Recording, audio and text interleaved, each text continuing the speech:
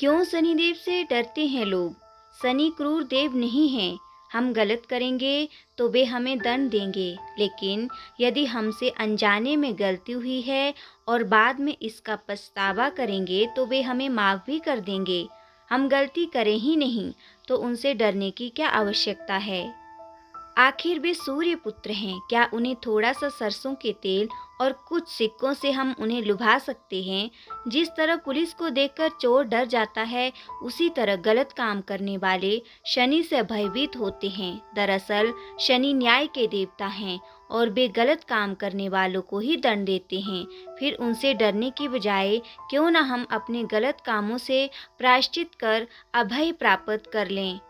शनि का स्मरण आते ही हमारे दिमाग में जो बिंब उभरता है वह एक ऐसे देव का है जिनका रंग काला है, जिनके एक हाथ में तीर और दूसरे में धनुष है, जिनकी सवारी विशाल गिद्ध या विशाल कौवा है।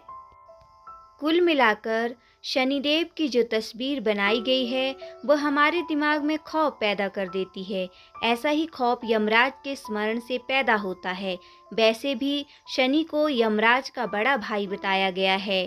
काला रंग, गिद्ध की सवारी और फिर यमराज का भाई जैसी काल्पनिक कथाओं ने हमारे आदिम चेतना शनि के प्रति पूर्वाग्रही बना दिया है।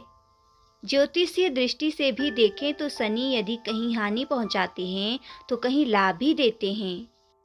लेकिन हमारे दिमाग में शनि का इतना ज़्यादा खौफ है कि हम शनि के नाम पर व्यापार करने वाले का ही भला करते हैं। पौराणिक ग्रंथों की माने तो शनि सूर्य के पुत्र हैं और वे न्याय के देवता हैं। हम जो भी अच्छा या बुरा करते हैं उसे शनि अपने न्याय के तराजू में तौलकर उसका परिणाम हमें उसी तरह लौटा देते हैं। वे अपने न्याय में सही का साथ देते हैं। यहाँ शनि काला कोट पहने हुए एक तटस्थ न्यायाधीश की तरह होते हैं, ना किसी के दोस्त और ना ही दुश्मन।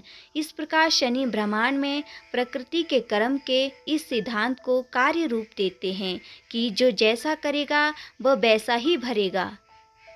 अब एक आखिरी बात, जो न्यायी होगा उसे गलत काम करने वालों के प्रति क्रूर होना ही पड़ता है। उन्होंने तो अपने पिता सूर्य तक को नहीं छोड़ा। पौराणिक कथा के अनुसार शनि जब गर्भ में थे तब उनकी माता छाया ने शिव की कड़ी तपस्या में खाना पीना छोड़ दिया था।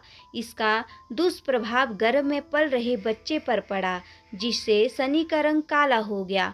पुत्र के जन्म के बाद सूर्य ने छाया पर आरोप लगाया कि ये मेरा पुत्र जान नहीं पड़ता।